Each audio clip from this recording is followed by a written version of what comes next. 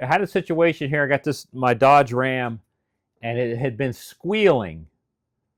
I went to the store. I started it up. It was squealing. I was like, man, that doesn't sound good. But I kept driving. The more I revved it, the higher it squealed. And I'm trying to get back home so I could take a look at it. I started to smell burning rubber. So then I got really worried. So I even stepped on it harder to get home. And as I was taking a turn, I lost the power steering. I thought the truck stalled.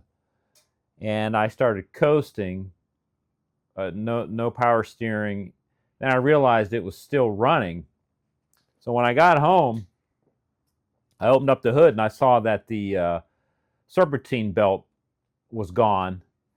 But the weirdest thing, the alternator actually locked up, completely frozen. I ordered this one. It's from LUCAS, and identical match. It covers, this one's a 5.7, and very affordable, no core charge, and met all the specs, so I'm getting ready to install this. There it is, no problem. Fit right over these mounts, real easy. Was able to line it up, no problem. Power cable snapped in good, and the 12-volt lead bolted on.